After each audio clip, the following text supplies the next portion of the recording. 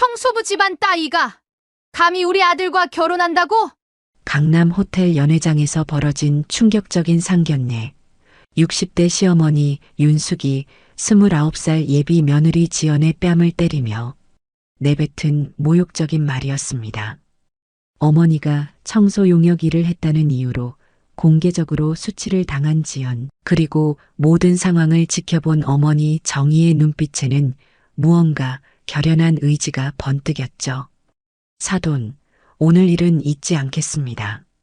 정희의 차분하지만 단단한 목소리가 연회장에 울려 퍼졌습니다. 30년 넘게 청소 일을 하며 쌓아온 인맥과 정보, 그리고 우연히 발견한 결정적 증거들로 시작된 정의의 반격은 과연 어떤 결과를 가져올까요? 영상 시청 전 구독과 좋아요 눌러주세요. 영상을 제작하는데 큰 힘이 됩니다. 서울 강남의 한 호텔 연회장에 양가 가족들이 모였습니다. 오후 2시 정확히 약속 시간에 맞춰 도착한 신부 측 가족들이 먼저 자리를 잡았죠. 지연이 어머니 정희의 손을 꼭 잡으며 말했습니다. 엄마, 너무 긴장하지 마세요. 정희는 딸의 손을 다독이며 대답했습니다. 괜찮다, 지연아. 엄마가 뭘 못하겠니? 정희는 이날을 위해 백화점에서 새 옷을 사입었습니다.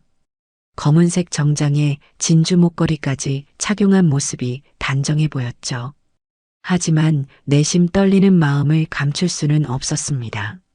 상대방 가족이 어떤 사람들일지, 자신의 직업을 어떻게 받아들일지 걱정이 앞섰거든요.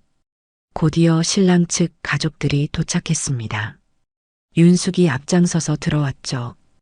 60대 중반의 그녀는 명품 핸드백을 들고 당당한 걸음으로 걸어왔습니다. 뒤따라온 남편과 아들의 모습도 보였고요. 인사를 나누는 순간까지는 모든 것이 평온했습니다. 안녕하세요. 처음 뵙겠습니다. 지연의 어머니 정희입니다. 정희가 정중하게 인사를 건넸습니다. 윤숙도 어색한 미소를 지으며 답했죠. 네, 반갑습니다. 민수 어머니입니다. 양가 아버지들도 서로 악수를 나누며 어색하지만 화기애애한 분위기를 만들어 갔습니다. 자리에 앉아 메뉴를 정하는 동안에도 대화는 순조롭게 이어졌습니다. 지연이 교사라는 직업에 대해 윤숙이 칭찬을 아끼지 않았거든요. 교사라니 정말 좋은 직업이네요. 요즘 젊은 분들이 그런 안정적인 일을 선택하기 쉽지 않은데. 지연이 수줍게 대답했습니다. 아이들을 가르치는 일이 보람 있어서요. 음식이 나오고 본격적인 대화가 시작됐습니다. 윤숙이 정희에게 직업을 물어본 순간이었죠. 혹시 어떤 일을 하고 계세요? 정희는 잠시 머뭇거렸지만 정직하게 답했습니다. 건물 청소 용역 일을 했습니다. 지금은 은퇴했고요. 순간 윤숙의 얼굴 표정이 변했습니다. 미간이 찌푸려지면서 입꼬리가 내려갔죠. 청소 용역이요? 윤숙의 목소리에 당황스러움이 묻어났습니다. 정희는 침착하게 대답했습니다. 네, 30년 넘게 대기업 건물에서 일했어요. 지연이를 키우려면 돈이 필요했거든요. 윤숙의 태도가 급격히 달라졌습니다. 그렇군요. 말끝을 흐리며 명품 핸드백을 만지작거렸죠. 옆에 앉은 남편에게 눈빛으로 뭔가 신호를 보내기도 했습니다. 분위기가 어색해지는 것을 느낀 지연이 서둘러 화제를 돌렸습니다. 어머니, 민수 오빠 회사 이야기도 들어보세요. 하지만 윤숙은 이미 마음을 정한 듯 했습니다. 갑자기 자리에서 일어나더니 지연에게 다가갔죠. 그리고는 예상치 못한 일이 벌어졌습니다. 청소부 집안 따위가 감히 우리 아들과 결혼한다고? 윤숙의 손이 지연의 뺨을 때렸습니다. 연회장이 순식간에 조용해졌습니다. 다른 테이블에 앉아있던 손님들까지 놀란 표정으로 이쪽을 바라봤죠. 지연은 뺨을 부여잡고 눈물을 글썽였습니다. 어머니, 이게 무슨... 민수가 황급히 일어나며 어머니를 말렸지만 윤숙은 멈추지 않았습니다. 우리 집안이 어떤 집안인데 3대째 사업하는 가문이야. 윤숙의 목소리가 연회장에 울려 퍼졌습니다. 청소나 하던 사람이 무슨 생각으로 우리와 사돈을 맺겠다는 거야? 주변 테이블의 시선이 모두 이쪽으로 쏠렸습니다. 정희는 자리에서 일어나 딸에게 다가갔습니다. 지연이의 어깨를 감싸며 조용히 말했죠. 괜찮다, 지연아. 엄마가 있으니까. 하지만 윤숙은 계속해서 모욕적인 말을 쏟아냈습니다. 청소부가 뭘 안다고. 우리 아들 버릇없게 만들 생각은 하지도 마. 연회장 직원이 다가와 상황을 진정시키려 했지만 윤숙은 들은 척도 하지 않았습니다. 오히려 더 큰 소리로 외쳤죠. 이런 집안과는 절대 결혼 못 시켜. 정희는 그 모든 모욕을 들으면서도 표정을 유지했습니다. 하지만 그녀의 눈빛 깊숙한 곳에서는 무언가가 번뜩이고 있었죠. 민수가 어머니의 팔을 붙잡고 말했습니다. 어머니, 그만하세요. 이건 너무하잖아요. 하지만 윤숙은 아들의 말도 무시했습니다. 너도 정신 차려. 이런 여자랑 결혼하면 우리 집안 망신이야. 지연은 울음을 터뜨렸고 정희는 딸을 품에 안았습니다. 이 모든 상황이 연회장 구석에 설치된 CCTV에 고스란히 녹화되고 있었습니다. 정희는 그 사실을 알아차렸죠. 고개를 들어 카메라 위치를 확인한 다음 다시 윤숙을 바라봤습니다. 윤숙 씨, 오늘 일은 잊지 않겠습니다. 정희의 목소리는 차분했지만 단단했습니다. 윤숙이 비웃듯 말했습니다. 뭘 어쩌겠다는 거야? 청소부 주제에. 하지만 정희는 더 이상 대꾸하지 않았습니다. 대신 지연의 손을 잡고 자리를 정리했죠. 가자, 지연아. 더 이상 여기 있을 이유 없다. 양가 아버지들이 서둘러 상황을 수습하려 했지만 이미 늦었습니다. 정희와 지연이 연회장을 나가자 윤숙은 여전히 큰 소리를 치고 있었죠. 다시는 우리 앞에 나타나지 마. 연회장 밖으로 나온 정희는 딸을 달래며 말했습니다. 울지 마라, 지연아. 엄마가 다 해결해 줄게. 택시를 타고 집으로 돌아가는 길 정희는 창밖을 바라보며 생각에 잠겼습니다. 30년 넘게 청소 일을 하면서 겪었던 모든 차별과 무시가 떠올랐죠. 하지만 이번만큼은 다를 거라고 다짐했습니다. 자신이 그동안 쌓아온 인맥과 정보를 활용할 때가 온 것 같았거든요. 집에 도착해서도 지연은 계속 울고 있었습니다. 엄마, 내가 미안해요. 내 때문에 엄마가 모욕당했어요. 정희는 딸의 머리를 쓰다듬으며 말했습니다. 내가 미안할 일 아니야. 사람을 직업으로 판단하는 사람들이 잘못된 거지. 하지만 마음속으로는 이미 계획을 세우고 있었습니다. 그날 밤 정희는 오래된 다이어리를 꺼내 들었습니다. 그 안에는 30년간 청소 일을 하면서 만났던 사람들의 연락처가 빼곡히 적혀 있었죠. 그 중에서도 특별히 눈여겨보던 한 사람의 번호에 손가락을 올렸습니다. 내일부터 본격적인 반격이 시작될 예정이었습니다. 상견례 다음 날 정희는 평상시보다 일찍 일어났습니다. 어젯밤 내린 결심을 실행에 옮길 시간이었죠. 먼저 전화를 건 사람은 김 기자였습니다. 30년 전부터 알고 지낸 지역 신문사 기자였죠. 김 기자, 나야. 정희야. 전화 너머로 반가운 목소리가 들렸습니다. 아, 정희 씨. 오랜만이네요. 어떻게 지내셨어요? 김 기자는 정희가 청소 일을 하던 시절부터 알고 지낸 사이였습니다. 가끔 건물에서 만나면 인사를 나누고 때로는 사회 문제에 대해 이야기를 나누기도 했죠. 김 기자, 부탁이 하나 있어요. 시간 있을 때 만날 수 있을까요? 중요한 제보가 있어서요. 김 기자의 목소리에 관심이 묻어났습니다. 제보요? 무슨 일인지 궁금하네요. 그럼 오늘 오후에 만날까요? 정희는 약속 장소를 정하고 전화를 끊었습니다. 다음으로 전화를 건 곳은 예전 직장 동료였습니다. 박 선생이었죠. 정희와 함께 오랫동안 같은 건물에서 청소 일을 했던 동료였습니다. 선생님, 저 정희예요. 혹시 시간 있으세요? 박 선생은 놀란 듯 대답했습니다. 어머, 정희야. 갑자기 웬 전화야? 잘 지내고 있었지? 정희는 상황을 간단히 설명했습니다. 딸 결혼 문제로 좀 힘든 일이 생겼어요. 혹시 예전에 우리가 청소했던 그 건설회사 이야기 기억하시죠? 박 선생의 목소리가 진지해졌습니다. 아, 그 일 말이구나. 물론 기억하지. 왜 갑자기 그 이야기를? 정희는 자세한 내용은 만나서 이야기하자고 했습니다. 오후에 김 기자도 만날 예정이니 함께 오시면 좋겠어요.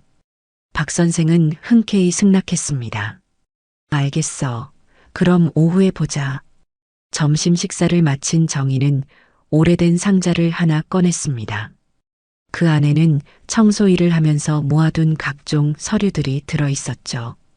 대부분은 버려야 할 쓰레기였지만 때로는 중요한 문서들이 섞여 있기도 했습니다. 정희는 그런 문서들을 따로 보관해 두는 습관이 있었거든요. 혹시 모를 상황에 대비해서 말이죠.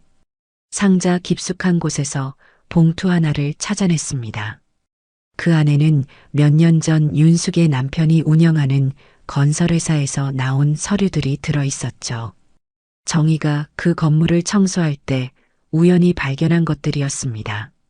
당시에는 그냥 넘어갔지만 지금 생각해보니 수상한 부분이 많았던 것 같았어요. 오후 3시 정희는 김 기자와 박 선생을 만났습니다. 카페에 앉아 정희는 어제 있었던 상견례 이야기부터 시작했습니다. 김 기자는 분노한 표정으로 말했습니다. 그게 무슨 말이에요? 청소일이 뭐가 부끄러운 직업이라고. 박 선생도 고개를 저었습니다. 요즘 세상에 그런 사람이 아직도 있다니. 정말 화가 나네. 정희는 준비해온 서류를 꺼냈습니다. 사실 이 사람들에 대해서 예전부터 의심스러운 점이 있었어요. 김 기자가 서류를 자세히 살펴봤습니다. 이게 뭐죠? 하청 계약서 같은데. 정희가 설명했습니다. 몇 년 전에 윤숙의 남편 회사 건물을 청소할 때 발견한 거예요. 쓰레기통에 버려진 걸 주워온 거죠. 박 선생이 끼어들었습니다. 맞아. 그때 나도 봤어. 뭔가 이상하다고 생각했었지.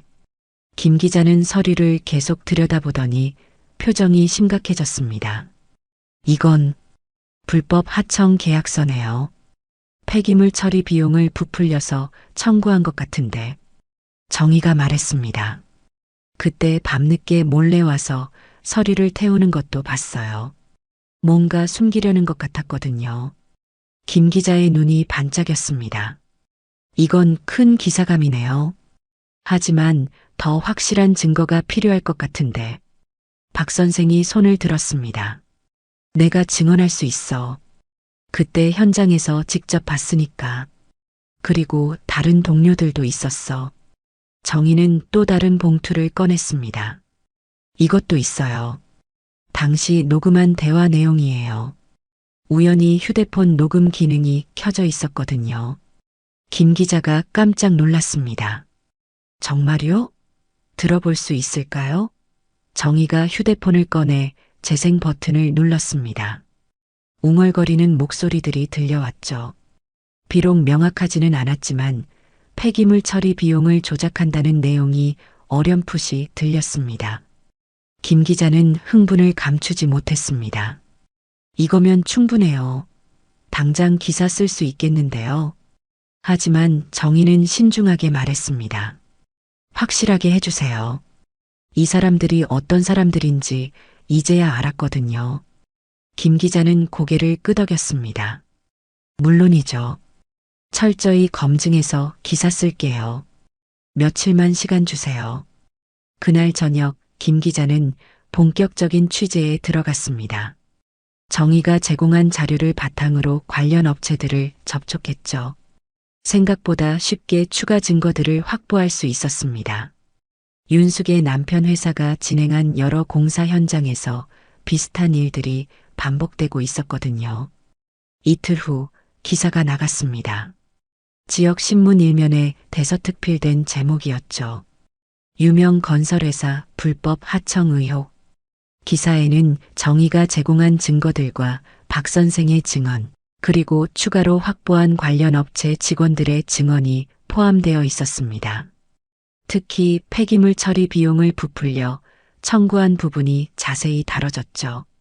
기사는 순식간에 인터넷으로 퍼져나갔습니다.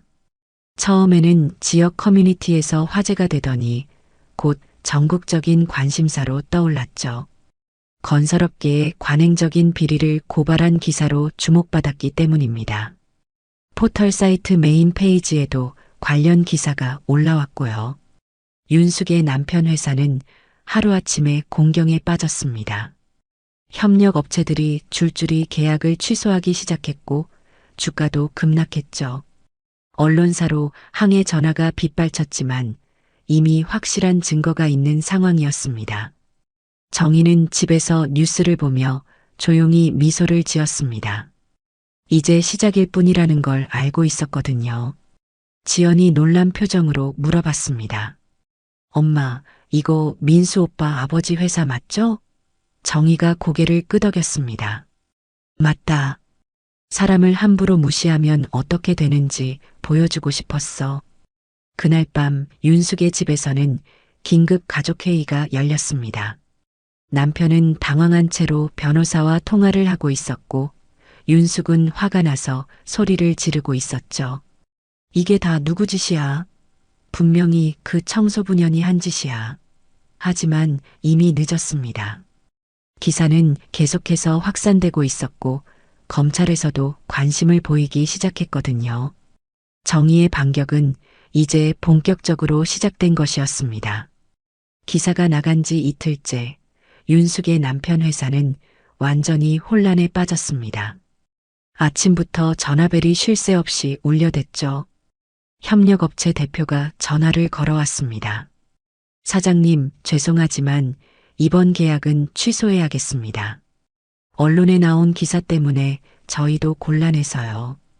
윤숙의 남편은 급하게 설명하려 했습니다. 아니야, 김 사장. 그건 오해가 있는 거야. 우리가 언제 그런 일을. 하지만 상대방은 들으려 하지 않았습니다. 이미 결정된 사안입니다. 앞으로도 거래는 어려울 것 같네요. 전화가 끊어지자 또 다른 곳에서 걸려왔습니다. 이번에는 은행에서였죠. 사장님, 급하게 만나 뵙고 싶습니다. 대출 관련해서 긴급히 논의할 사안이 있어서요. 윤숙의 남편의 얼굴이 창백해졌습니다. 무슨 일인지 대충 짐작이 갔거든요. 윤숙이 옆에서 화를 내며 말했습니다. 여보, 이게 다 누구 때문인지 알아? 분명히 그 청소부. 년이 한 짓이야. 뭔가 꾸며낸 거라고. 하지만 남편은 고개를 저었습니다. 아니야, 수가. 기사에 나온 내용들이 사실이야. 윤숙이 깜짝 놀랐습니다. 뭐라고? 당신이 정말로 그런 일을 했다는 거야? 남편은 변명하려 했지만 말이 나오지 않았습니다. 회사를 살리려고. 어쩔 수 없었어. 다들 하는 일이었고. 그때 아들 민수가 들어왔습니다. 아버지, 이게 정말 사실이에요? 인터넷에 온통 우리 회사 이야기뿐이에요. 민수의 목소리에는 실망감이 가득했습니다. 친구들이 계속 전화해서 묻는데 뭐라고 대답해야 할지 모르겠어요. 윤숙이 아들에게 달려가 말했습니다. 민수야, 걱정하지 마. 엄마가 다 해결해 줄게. 그 여자들한테 당하고만 있을 엄마가 아니야. 하지만 민수는 고개를 저었습니다. 엄마, 이제 그만해요. 지연이한테 너무 심하게 했잖아요. 그날 상견례에서 윤숙이 버럭 소리를 질렀습니다. 너마저 그 여자 편을 들겠다는 거야? 우리 집안 망신시킨 게 누군데? 민수는 방으로 들어가 버렸고 윤숙과 남편만 남게 되었습니다. 그날 오후 윤숙의 남편은 은행으로 향했습니다. 지점장과의 면담에서 충격적인 사실을 알게 되었죠. 지점장이 서류를 펼치며 말했습니다. 사장님, 언론 보도로 인해 신용도가 급격히 떨어진 상황입니다. 담보로 잡힌 부동산 가치도 재평가해야 할 것 같고요. 무슨 말씀이신지 윤숙의 남편이 떨리는 목소리로 물었습니다. 지점장은 냉정하게 답했습니다. 강남 빌라 말입니다. 현재 시가보다 대출 잔액이 더 많은 상황이에요. 추가 담보를 요구드리거나 일부 상환을 요청드려야겠습니다. 윤숙의 남편은 머리가 하얘졌습니다. 그 빌라는 자신들이 가장 자랑스러워하던 자산이었거든요. 지점장이 계속 설명했습니다. 그동안 대출이자만 겨우 납부하고 계셨죠. 원금은 거의 줄어들지 않은 상태고요. 현재 상황으로는 은행에서도 더 이상 지원하기 어렵습니다. 집으로 돌아온 윤숙의 남편은 윤숙에게 사실을 털어놓았습니다. 우리 집 담보대출이 얼마나 남았는지 알아? 윤숙이 어리둥절해하며 대답했습니다. 그게 무슨 상관이야? 우리 집은 강남 빌라인데. 남편이 한숨을 쉬며 말했습니다. 대출금이 집값보다 더 많아. 지금 당장 팔아도 빚만 남는 상황이야. 윤숙의 얼굴이 하얗게 질렸습니다. 그게 무슨 소리야? 당신이 뭔 소리를 하는 거야? 남편이 은행에서 받아온 서류를 보여주었습니다. 여기 보라고. 대출 잔액하고 현재 시가 평가액 말이야. 윤숙이 서류를 보더니 주저앉았습니다. 이럴 수가. 어떻게 이런 일이. 그 순간 민수가 거실로 나왔습니다. 부모의 대화를 엿듣고 있었던 것 같았죠. 그래서 엄마가 그렇게 지연이를 무시했던 거예요? 우리가 실제로는 별거 아닌 줄 알면서. 윤숙이 발끈했습니다. 뭐라고? 우리가 별거 아니라고? 우리는 3대째 사업하는 집안이야. 민수가 쓴웃음을 지었습니다. 3대째 빚더미에 앉아있는 집안이겠죠. 그러더니 자신의 방으로 들어가 버렸습니다. 윤숙은 망연자실한 채로 소파에 앉아 있었죠.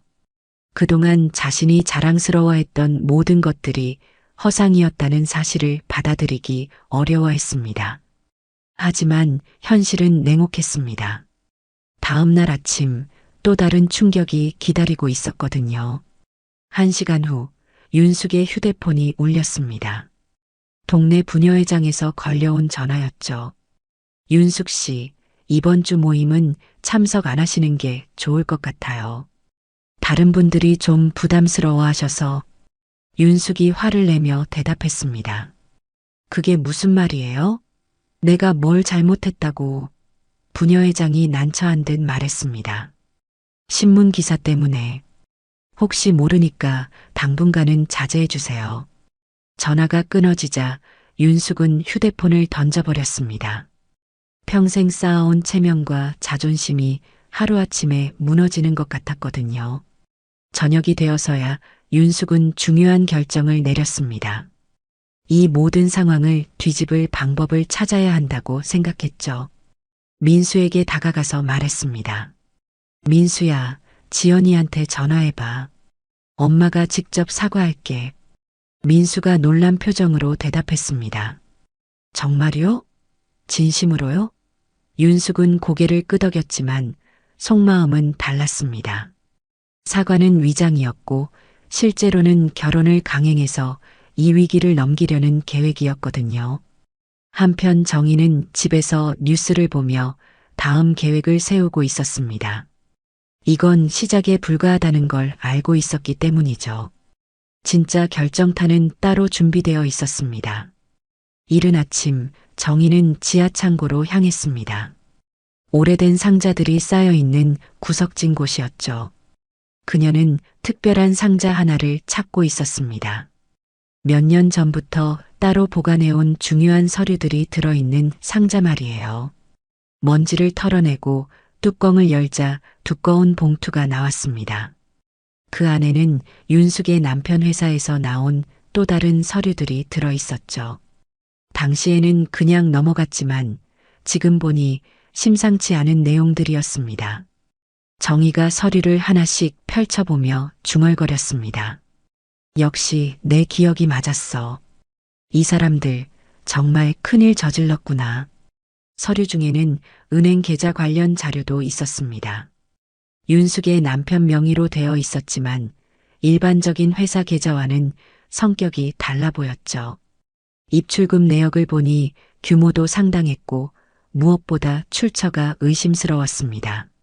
정희는 즉시 김 기자에게 전화를 걸었습니다. 김 기자, 나야. 정희야. 또 중요한 자료를 발견했어. 김 기자의 목소리에 흥미가 묻어났습니다. 또요? 이번엔 뭔가요? 이번엔 정말 큰 건이야. 만나서 보여줄게. 1시간 후 김 기자와 만난 정희는 새로 발견한 서류를 보여주었습니다. 김 기자가 서류를 자세히 살펴보더니 눈이 커졌습니다. 이거 비자금 계좌 아닌가요? 정희가 고개를 끄덕였습니다. 맞아. 그리고 이 돈이 어디서 나온 건지도 알아냈어. 김 기자가 급하게 물었습니다. 어디서요? 정희가 다른 서류를 꺼내며 설명했습니다. 폐기물 처리 비용으로 받은 돈이야. 실제로는 처리하지 않고 몰래 매립한 다음 처리했다고 허위 신고한 거지. 김 기자가 놀란 표정으로 말했습니다. 그럼 환경오염까지 일으킨 거네요. 이건 정말 심각한 문제인데. 정희는 계속해서 설명했습니다. 내가 청소하면서 우연히 들은 전화통화 내용도 있어. 그때는 무슨 말인지 몰랐는데 지금 생각해보니 다 연결돼. 김 기자가 메모를 하며 물었습니다. 구체적으로 어떤 내용이었나요? 정희가 기억을 떠올리며 말했습니다. 폐기물을 바다에 버리라는 지시였어. 비용을 아끼려고 그런 것 같았지. 그러면서 서류는 다 처리했다고 신고하라고 했고, 김 기자는 이미 흥분한 상태였습니다. 이건 단순한 회계 부정이 아니라 환경 범죄네요. 검찰에 바로 신고해야겠어요. 정희가 동의했습니다. 그래, 더 이상 미룰 수 없어. 이 사람들이 얼마나 나쁜 짓을 했는지 세상에 알려야지. 오후에 정희와 김 기자는 검찰청을 방문했습니다. 담당 검사에게 자료를 제출하면서 상황을 설명했죠. 검사가 서류를 검토하더니 심각한 표정을 지었습니다. 이 자료들이 모두 진짜인가요? 정희가 단호하게 대답했습니다. 네, 제가 직접 현장에서 가져온 거예요. 필요하면 언제든 증언할 수 있습니다. 검사가 김 기자를 바라보며 물었습니다. 기자님도 이 내용을 확인하셨나요? 김 기자가 고개를 끄덕였습니다. 네, 이미 1차 기사를 냈고요. 추가 취재를 통해 더 많은 증거를 확보했습니다. 검사는 서류를 정리하며 말했습니다. 알겠습니다. 즉시 수사에 착수하겠어요. 이 정도 규모면 특별수사팀을 구성해야 할 것 같네요. 정희는 안도의 한숨을 쉬었습니다. 드디어 정의가 실현될 것 같았거든요.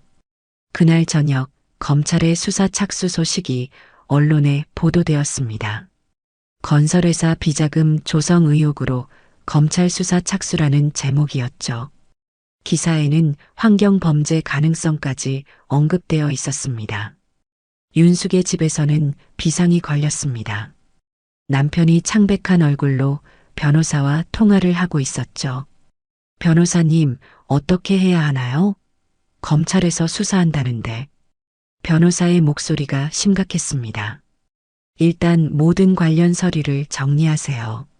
그리고 절대 언론에 나서지 마시고요. 윤숙이 옆에서 소리를 질렸습니다. 이게 다 누구 때문이야? 그 청소부년이 우리 집안을 망치려고 작정한 거야. 남편이 윤숙을 말렸습니다. 지금은 그런 말 할 때가 아니야. 우리가 실제로 한 일들이 문제가 된 거잖아. 윤숙이 더욱 화를 냈습니다. 당신도 그 여자 편이야? 우리가 뭘 잘못했다고 남편이 한숨을 쉬며 대답했습니다. 잘못한 게 한두 개가 아니야. 폐기물 불법 처리, 비자금 조성.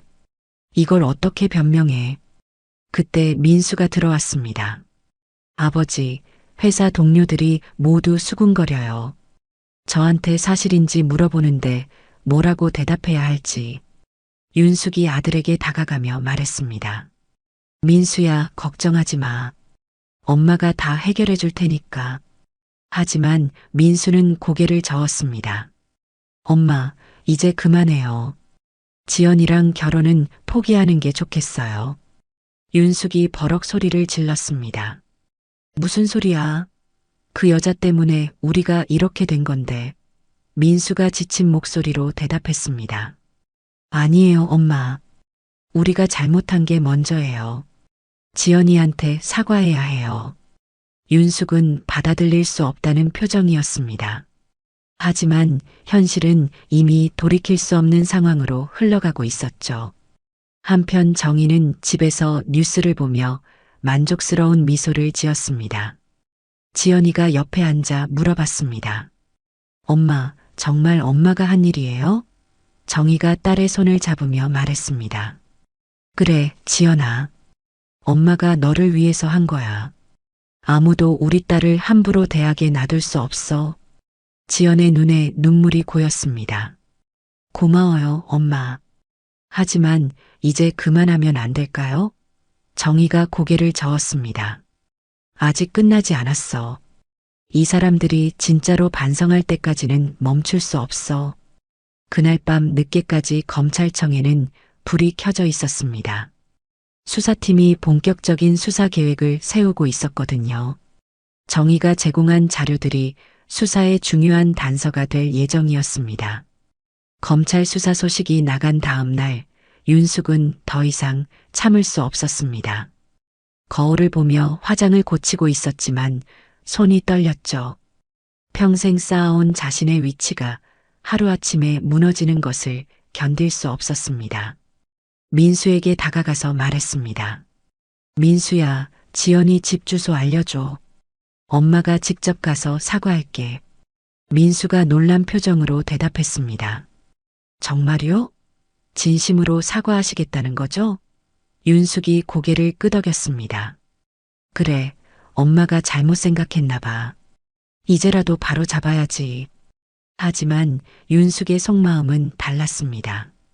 사과는 가짜였고 실제로는 결혼을 강행해서 이 위기를 넘기려는 계획이었거든요. 결혼만 성사시키면 상대방 집안에서도 수사에 협조하지 않을 거라고 생각했습니다. 오후에 윤숙은 지연의 집을 찾아갔습니다. 초인종을 누르자 정희가 나왔죠. 서로 마주보는 순간 어색한 침묵이 흘렀습니다. 정희가 먼저 입을 열었습니다. 무슨 일로 오셨어요? 윤숙이 어색한 미소를 지으며 대답했습니다. 지연이 있나요? 할 말이 있어서요. 정희는 잠시 망설이다가 문을 열어주었습니다. 들어오세요. 하지만 경계하는 기색을 감추지 않았죠. 거실에 앉은 윤숙은 지연이 나오자 갑자기 무릎을 꿇었습니다. 지연이 깜짝 놀라며 말했습니다. 어머니, 이게 무슨... 윤숙이 고개를 숙이며 말했습니다. 지연아, 미안해. 정말 미안해. 엄마가 너무 심했지. 지연은 당황한 표정으로 정희를 바라봤습니다. 정희는 냉정한 얼굴로 윤숙을 지켜보고 있었죠. 윤숙이 계속해서 말했습니다. 상견례 때 내가 정말 잘못했어. 화가 나서 그랬는데 생각해보니 너무 심했지. 용서해 줄 수 있겠니? 지연이 조심스럽게 대답했습니다. 일어나세요. 이렇게 하시면. 하지만 윤숙은 일어나지 않았습니다. 지연아, 우리 그냥 결혼하자. 엄마가 앞으로 잘할게. 다시는 그런 말 안 할게. 지연의 표정이 굳어졌습니다. 사실 그녀는 이미 어머니 정희로부터 모든 상황을 들은 상태였거든요. 윤숙의 남편이 저지른 일들, 검찰 수사까지 모든 것을 알고 있었습니다. 지연이 냉정하게 말했습니다. 어머니, 진심으로 사과하시는 거예요? 윤숙이 급하게 대답했습니다. 물론이지. 엄마가 언제 거짓말했니? 지연이 차분하게 물어봤습니다. 그럼 아버지 회사 일은 어떻게 생각하세요? 윤숙의 표정이 순간 굳어졌습니다. 그건 오해가 있는 거야. 언론에서 과장해서 보도한 거고. 지연이 고개를 저었습니다. 오해가 아니에요. 엄마가 모든 증거를 보여주셨거든요. 윤숙이 깜짝 놀라며 정희를 바라봤습니다. 당신이 뭘 보여줬다는 거야? 정희가 담담하게 대답했습니다. 사실만 보여줬어요. 당신 남편이 한 일들 말이에요. 윤숙이 화를 내기 시작했습니다. 당신이 우리 집안을 망치려고 작정한 거지? 지연이 어머니를 말렸습니다. 엄마, 그만해요. 이제 알겠으니까. 윤숙이 지연에게 다시 매달렸습니다. 지연아, 그런 것들은 중요하지 않아. 우리가 결혼하면 다 해결돼. 지연이 단호하게 말했습니다. 중요해요. 정말 중요한 문제예요. 어머니가 저를 때리신 것도, 엄마를 모욕하신 것도 용서할 수 없어요. 윤숙의 태도가 갑자기 바뀌었습니다. 일어나서 지연을 내려다보며 말했습니다. 야, 이거 사. 내가 감히 나한테 이런 식으로 나와? 지연이 놀라며 뒤로 물러섰습니다. 윤숙이 계속해서 위협적인 말을 쏟아냈습니다. 우리 민수가 너 같은 여자 아니어도 얼마든지 좋은 사람 만날 수 있어. 내가 우리한테 매달리는 거 아니야? 정희가 일어나서 윤숙을 막았습니다. 그만하세요. 더 이상 들을 말이 없어요. 윤숙이 정희에게 소리를 질렀습니다. 당신이 뭔데 나를 막아? 청소부 주제에. 그때 지연이 휴대폰을 꺼내 들었습니다. 사실 처음부터 녹음을 하고 있었거든요. 어머니의 진짜 모습을 확인하기 위해서였죠. 윤숙이 휴대폰을 보고 소리쳤습니다. 야, 너 지금 녹음하고 있었어? 지연이 침착하게 대답했습니다. 네, 처음부터 녹음했어요. 어머니의 진심을 확인하려고요. 윤숙이 휴대폰을 빼앗으려 했지만 지연이 재빨리 피했습니다. 그 녹음 당장 지워. 안 그러면 가만두지 않을 거야. 정희가 윤숙의 팔을 잡으며 말했습니다. 나가세요. 더 이상 여기 있을 이유 없어요. 윤숙이 마지막으로 협박했습니다. 좋아. 그럼 우리도 가만히 있지 않을 거야. 당신들이 우리 집안을 망치려고 꾸민 일이라고 모든 곳에 알려줄 테니까. 지연이 차분하게 말했습니다. 그러세요. 하지만 이 녹음 파일은 제가 잘 보관하겠어요. 윤숙이 문을 박차고 나가면서 소리쳤습니다. 두고 봐. 이 일 이렇게 끝나지 않을 거야. 윤숙이 떠난 후 지연은 어머니의 품에 안겼습니다. 엄마, 정말 무서웠어요. 저 사람이 저렇게까지. 정희가 딸을 달래며 말했습니다. 괜찮다, 지연아. 이제 저 사람의 진짜 모습을 확인했잖니. 지연이 휴대폰을 보며 말했습니다. 이 녹음 파일, 김 기자님께 전해드려야겠어요. 정희가 고개를 끄덕였습니다. 그래, 사람들이 저 여자의 진짜 모습을 알아야 해. 그날 저녁 윤숙은 집에 돌아와서 남편과 아들에게 화풀이를 했습니다. 다 당신들 때문이야. 내가 무릎까지 꿇고 사과했는데도 안 받아들이더라고. 민수가 한숨을 쉬며 말했습니다. 엄마, 진심으로 사과하신 거 맞아요? 윤숙이 버럭 소리를 질렀습니다. 그런 게 중요해? 지금 우리 집안이 망해가는데. 하지만 이미 모든 것이 늦었습니다. 지연이 녹음한 파일은 다음날 김 기자에게 전달될 예정이었고 그 내용은 윤숙의 이중적인 모습을 적나라하게 보여주는 결정적 증거가 될 것이었습니다. 검찰 수사가 본격화된 지 2주가 지났습니다. 윤숙의 남편은 구속영장이 발부되어 구치소에 수감된 상태였죠. 변호사와 함께 법정에 출석한 그의 얼굴은 말이 아니었습니다. 판사가 법정을 선언하며 말했습니다. 특정경제범죄가중처벌법 위반 및 환경오염방지법 위반 사건을 심리하겠습니다. 검사가 일어나서 기소 내용을 읽기 시작했습니다. 피고인은 2019년부터 2024년까지 총 15억 원 규모의 비자금을 조성했으며 폐기물을 불법으로 처리하여 환경을 오염시켰습니다. 방청석에 앉은 윤숙은 얼굴이 창백해져 있었습니다. 옆에 앉은 민수도 고개를 떨구고 있었죠. 변호사가 일어나서 반박했습니다. 재판장님, 피고인은 회사 운영 과정에서 어쩔 수 없는 선택을 했을 뿐입니다. 악의적인 의도는 없었습니다. 하지만 검사의 증거 제시는 치밀했습니다. 증거 1번을 제시하겠습니다. 피고인이 직접 작성한 비자금 조성 지시서입니다. 서류가 스크린에 나타나자 윤숙의 남편은 고개를 숙였습니다. 검사가 계속해서 설명했습니다. 이 문서에는 폐기물 처리 비용을 허위로 청구하라는 명확한 지시가 나와 있습니다. 그때 법정 문이 열리며 한 사람이 들어왔습니다. 60대 여성으로 정의와 함께 청소 일을 했던 박 선생이었죠. 검사가 증인 선서를 진행했습니다. 증인은 성명을 말해주세요. 박 선생이 또렷하게 대답했습니다. 박영자입니다. 30년간 청소 용역 일을 했습니다. 검사가 질문을 시작했습니다. 증인은 피고인의 회사에서 근무한 경험이 있나요? 박영자가 고개를 끄덕였습니다. 네, 2020년부터 2023년까지 3년간 그 회사 건물을 청소했습니다. 그 과정에서 무엇을 목격했나요? 박영자가 침착하게 증언을 시작했습니다. 밤늦게 직원들이 서류를 태우는 것을 여러 번 봤습니다.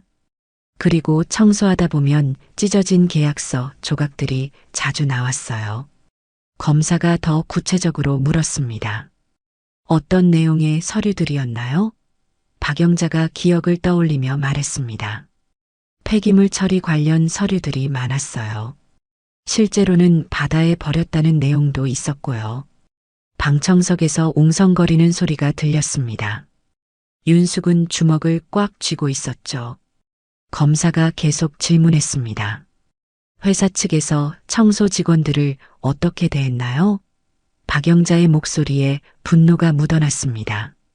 우리를 사람 취급도 안 했어요. 뭔가 보면 안 되는 걸 봤다 싶으면 당장 그만두라고 협박했고요. 특히 피고인 부인은 더 심했습니다. 우리를 무시하고 비하하는 말을 자주 했어요. 윤숙이 자리에서 일어나려 했지만 민수가 말렸습니다. 엄마, 조용히 해요. 박영자가 증언을 계속했습니다. 한 번은 정희 씨가 중요한 서류를 주었는데 그걸 보고 윤숙 씨가 화를 냈어요. 청소부 주제에 회사 일에 관심 갖지 말라고요. 검사가 물었습니다. 그 서류가 어떤 내용이었나요? 박영자가 대답했습니다. 비자금 계좌 관련 자료였어요. 정희 씨가 나중에 보여줬거든요. 피고인 측 변호사가 이의를 제기했습니다. 재판장님, 증인의 증언은 추정에 근거한 것입니다. 하지만 판사는 고개를 저었습니다. 이에 기각합니다. 증인은 직접 목격한 사실을 증언하고 있습니다. 박영자가 마지막으로 말했습니다.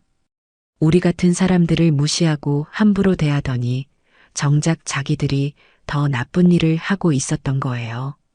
검사가 증인 신문을 마무리했습니다. 더 이상 질문 없습니다. 이어서 다른 증인들도 출석했습니다. 폐기물 처리 업체 직원, 은행 관계자, 회계사까지 줄줄이 나와서 증언했죠. 모든 증언이 피고인에게 불리했습니다. 점심시간이 되자 윤숙은 복도에서 변호사와 대화했습니다. 변호사님, 어떻게 될 것 같아요? 변호사가 고개를 저었습니다. 어렵습니다. 증거도 많고 증인들 증언도 일치해요. 윤숙이 울먹이며 말했습니다. 그럼 우리는 어떻게 돼요? 변호사가 조심스럽게 답했습니다. 실형은 피할 수 없을 것 같습니다. 다만 형량을 줄이는 쪽으로 노력해 보겠어요. 오후 재판이 재개되었습니다. 피고인 최후 진술 시간이었죠. 윤숙의 남편이 떨리는 목소리로 말했습니다. 재판장님, 제가 잘못했습니다. 회사를 살리려는 마음에 그런 일을 저질렀습니다. 하지만 판사의 표정은 냉정했습니다. 피고인의 행위는 단순한 경영상 실수가 아닙니다. 체계적이고 지속적인 범죄 행위였습니다. 판결 선고가 시작되었습니다. 피고인을 징역 4년 및 벌금 5억 원에 처합니다. 또한 회사 운영 자격을 5년간 박탈합니다. 방청석에서 윤숙의 울음소리가 터져 나왔습니다. 아니야, 이럴 수 없어. 민수가 어머니를 붙잡으려 했지만 윤숙은 걷잡을 수 없이 울부짖었습니다. 우리가 뭘 잘못했다고. 법정 경비가 다가와 질서를 유지하려 했습니다. 부인, 조용히 해주세요.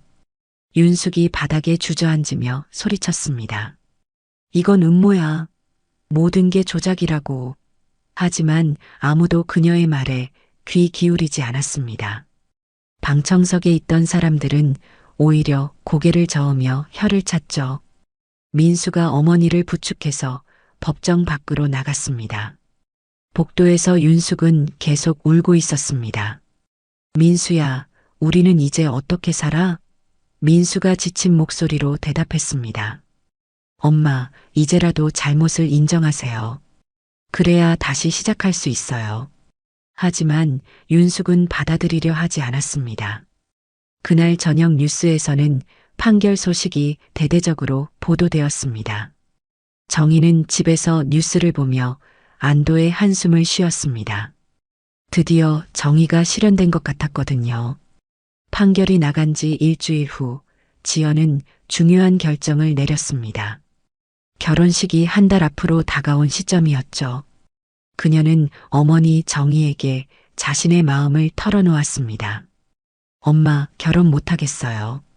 정희가 딸의 손을 잡으며 말했습니다. 지연아, 내 마음이 어떤지 엄마가 다 알아. 하지만 신중하게 생각해봐. 지연이 고개를 저었습니다. 이미 충분히 생각했어요. 민수 오빠는 좋은 사람이지만 저 집안과는 정말 못 살겠어요. 특히 시어머니랑은요. 정희는 딸의 결정을 존중했습니다. 내가 원하는 대로 해라.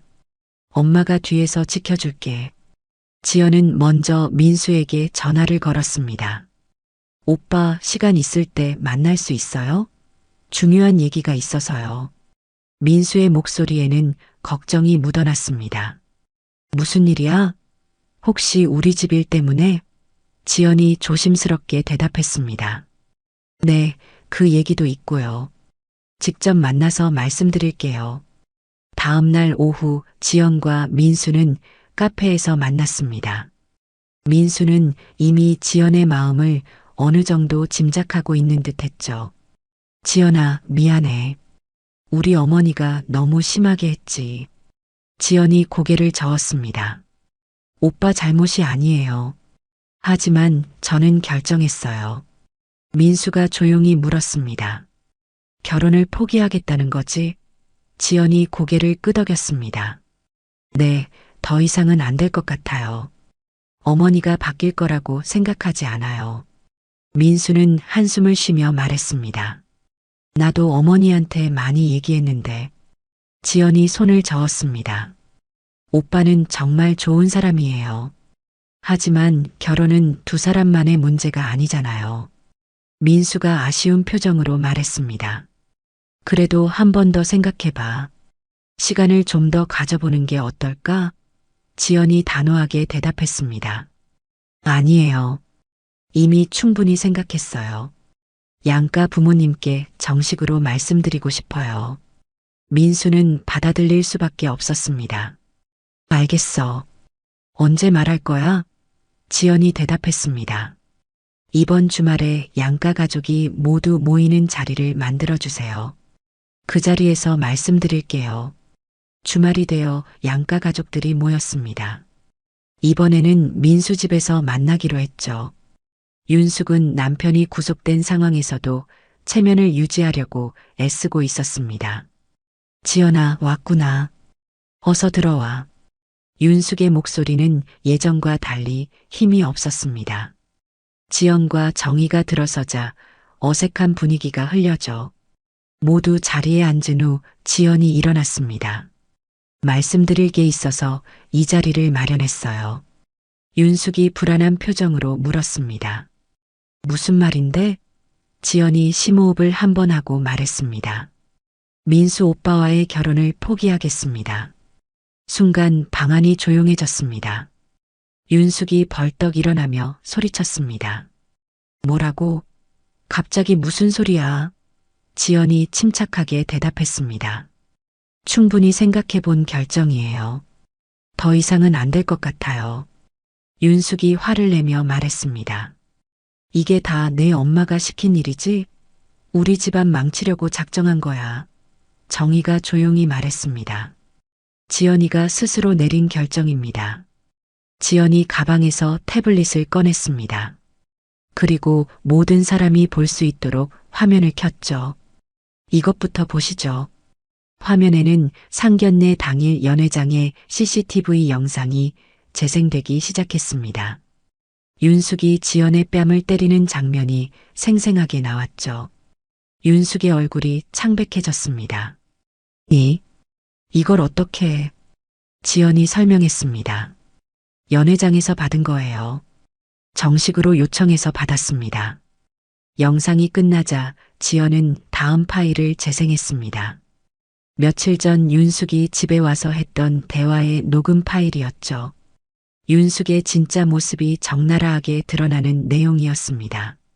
청소부 주제라는 말과 협박하는 내용까지 모두 들렸죠. 민수가 어머니를 바라보며 말했습니다. 어머니, 정말 이런 말씀을 하셨어요? 윤숙이 변명하려 했습니다. 그때는 화가 나서 지연이 태블릿을 끄며 말했습니다. 이게 바로 어머니의 진심이에요. 겉으로는 사과하는 척하면서 속으로는 저와 엄마를 무시하고 계셨던 거죠. 윤숙이 소리를 질렀습니다. 나는 진심으로 사과했어. 왜 그런 식으로? 지연이 단호하게 말했습니다. 진심이었다면 녹음에서 그런 말이 나올 리 없어요. 어머니는 결혼을 성사시켜서 현재 상황을 모면하려고 했던 거예요. 정희가 끼어들었습니다. 우리 딸을 이용하려고 했던 거죠. 진정한 사과가 아니라. 윤숙이 정희에게 화를 냈습니다. 당신이 우리 집안을 망치려고 꾸민 일이잖아. 지연이 어머니를 감쌌습니다. 엄마를 탓하지 마세요. 잘못한 건 어머니예요. 민수가 한숨을 쉬며 말했습니다. 지연아, 정말 마음을 바꿀 수 없겠니? 지연이 고개를 저었습니다. 오빠는 좋은 사람이에요. 하지만 이 상황에서는 불가능해요.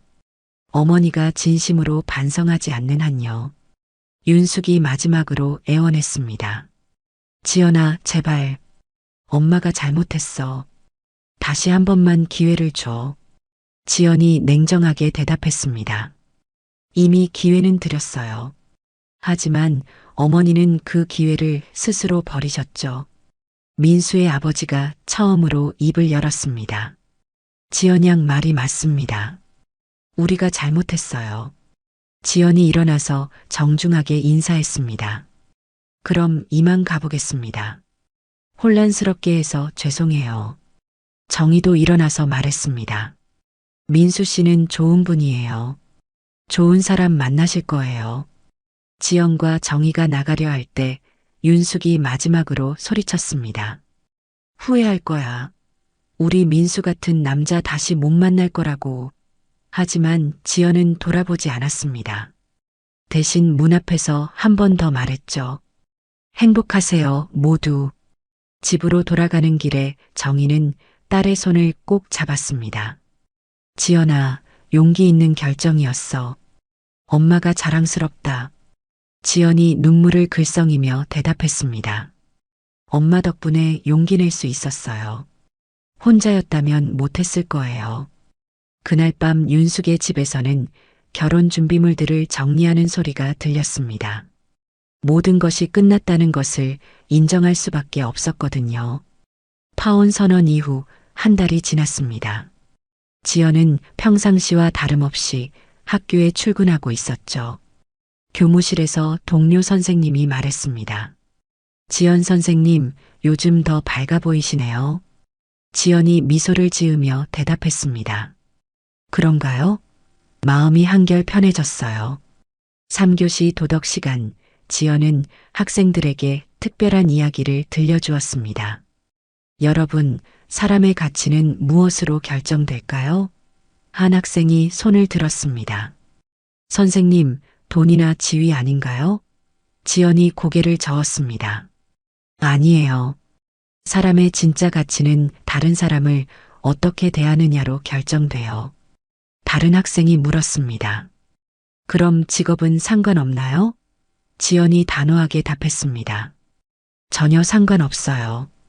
청소하는 분도 회사 사장님도 모두 똑같이 소중한 사람들이에요. 학생들이 고개를 끄덕이며 들었습니다. 선생님, 그런데 실제로는 사람들이 차별하잖아요.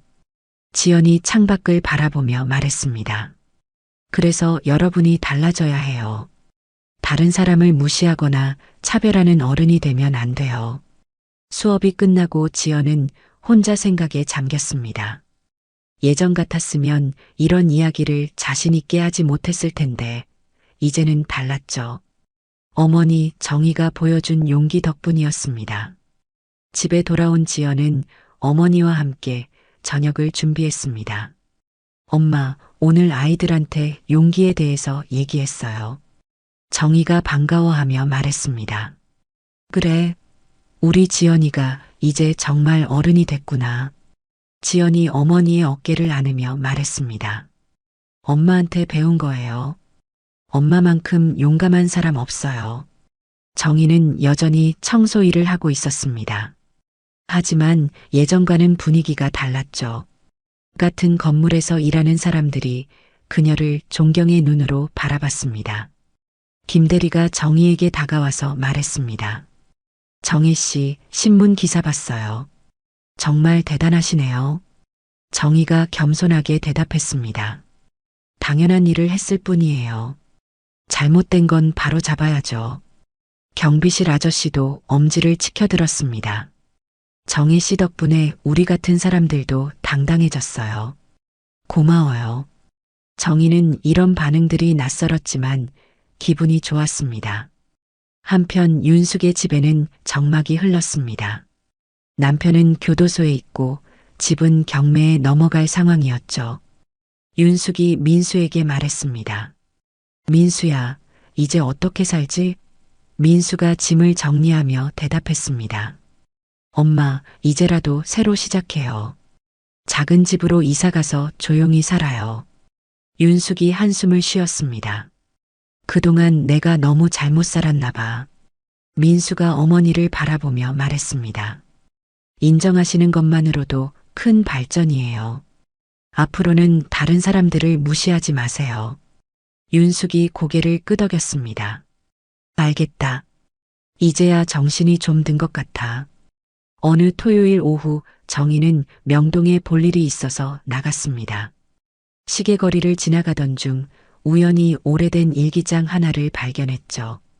길에 떨어져 있는 것을 주워 펼쳐보니 흥미로운 내용이 적혀 있었습니다.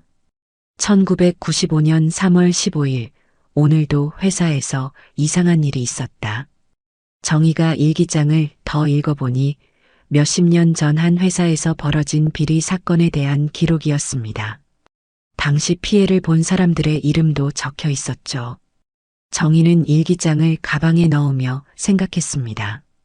이것도 누군가에게는 중요한 증거가 될 수 있겠어. 집으로 돌아온 정희는 지연에게 일기장을 보여주었습니다.